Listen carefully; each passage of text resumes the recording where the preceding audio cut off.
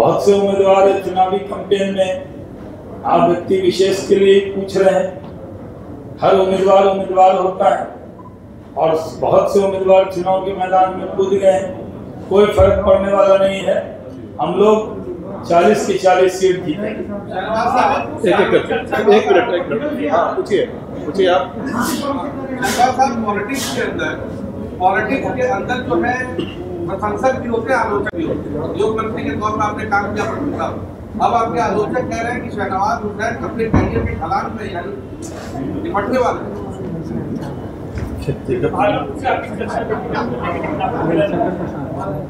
हाँ, सवाल तो अच्छा। उम्र बढ़ रही है, आप लोगों की भी उम्र बढ़ रही है,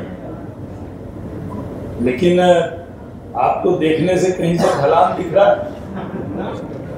जहाँ तक सवाल है उद्योग मंत्री के तौर पर मेरे काम करने का, तो मेरे नेता नरेंद्र मोदी और केंद्रीय नेतृत्व ही मेरे बारे में तय करता है, क्योंकि हम उनके साथ ही टेक्निकली काम कर रहे हैं।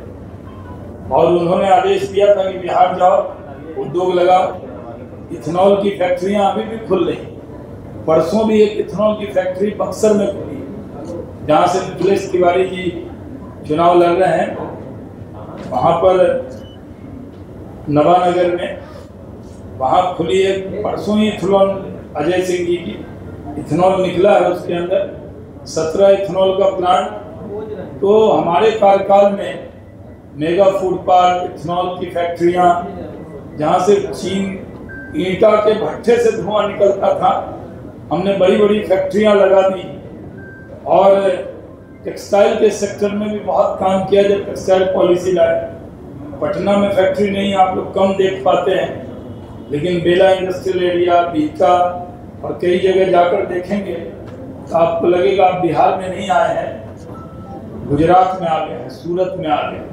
तो वो काम हमने किया, तो जिम्मेदारी मिली, प्रवक्ता की जिम्मेदारी है, वो काम करते हैं। तो जहाँ तक लोकसभा का आपने कहा, तो लोकसभा का तो सीधी 17 लड़ रही है बीजेपी, और हमारे कई सिटिंग लोग लड़ रहे हैं। जो लड़ रहे हैं वो उठान पे हैं, और जो चुनाव नहीं लड़ रहे हैं वो ढलान पे हैं। ये तो आपकी अपनी राय हो सकती है। मैं बीजेपी का कार्यकर्ता था, बीजेपी का कार्यकर्ता हूँ, बीजेपी का कार्यकर्ता रहूँगा। इससे बड़ा पद कोई नहीं हो सकता, और ये पद मेरे पास है। और मैं पूरी ताकत से नरेंद्र मोदी जी को फिर से प्रधानमंत्री बनाने के लिए काम करूँगा। और उसमें कहीं चेहरे पर आपको कोई शिकन भी दिख रही हो, आप बता सकते हैं। कहीं से आंख में आंसू दिख रहा हो, कोई आपको शिकन दिख रही हो। मेरी पार्टी ने जितना मुझे दिया है उतना तो किसी को नहीं दिया। केंद्र में मंत्री, 2 भारत रत्न के साथ काम करने का कैबिनेट में अवसर मिला, और अभी प्रधानमंत्री के आदेश पर बिहार में काम करने का अवसर मिला। तो बिहार में जो काम किया है, हमारे जो अभी नए उद्योग मंत्री आ रहे हैं, बहुत काबिल हैं, बहुत अच्छे हैं, मेरे अनुज हैं, वो उसको आगे बढ़ाएंगे और पूरा सहयोग हम करते रहेंगे। इसलिए सवाल मेरा नहीं है, पार्टी का है। व्यक्ति से बड़ा दल और दल से बड़ा देश है, और देश के लिए नरेंद्र मोदी की जरूरत है।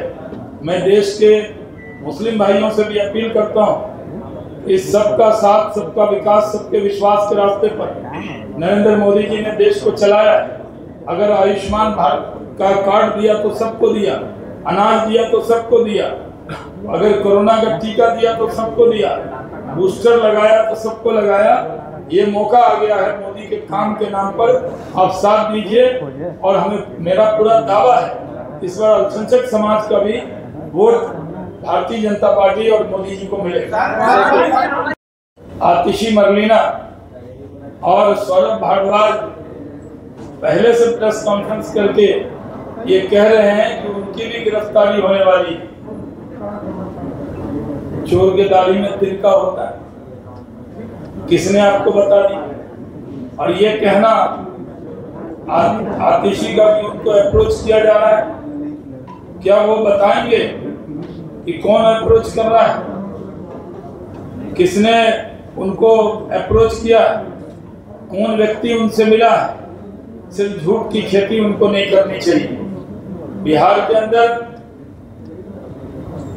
हमारे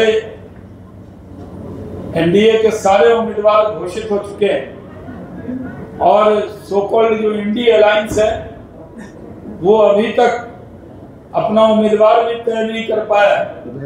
बड़ी मुश्किल से उनके सीट का एडजस्टमेंट हुआ है, लेकिन एक दूसरे पर अभी भी यकीन नहीं। एक दूसरे के नेता एक दूसरे से इस सीट पर नॉमिनेशन करने की बात कर रहे हैं और अभी भी कंफ्यूजन बना हुआ है। लेकिन भारतीय जनता पार्टी के गठबंधन में सबने उम्मीदवार घोषित कर दिए हैं और वो लोग अभी उम्मीदवार तय नहीं करेंगे, लेकिन उससे पहले बिहार की सरजमी पर प्रधानमंत्री नरेंद्र मोदी के कदम 4 तारीख को पड़ने वाले हैं। जब मोदी का कदम बिहार की धरती पर पड़ेगा तो ये अलायंस पूरी तरह इंडी अलायंस बिखर जाएगा। 4 तारीख को जमुई में प्रधानमंत्री नरेंद्र मोदी जी की सभा होगी और वो ऐतिहासिक सभा होगी, क्योंकि इस बार हम लोग 40 की 40 सीट नरेंद्र मोदी जी के झोली में डालने वाले हैं।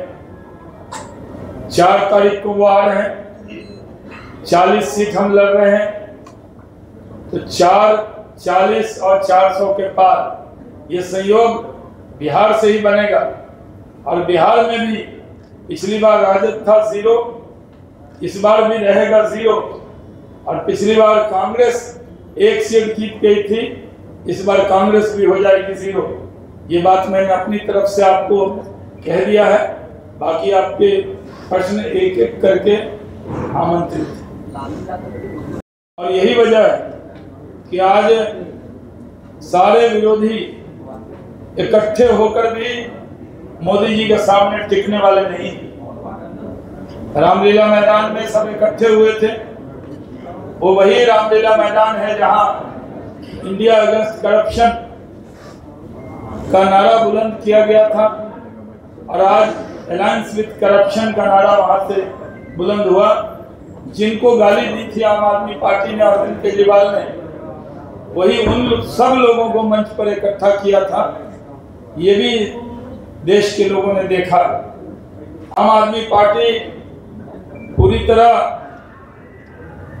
अभी जान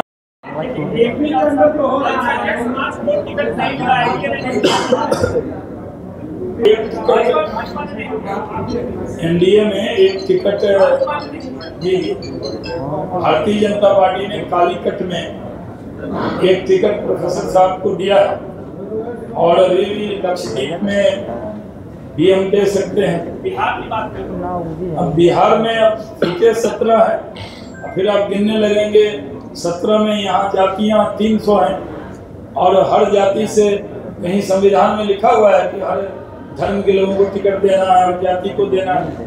परिस्थिति पर जो जीतने के लायक उम्मीदवार होता है उसको टिकट दिया जाता है और पार्टी के पास लिमिटेड ऑप्शन है।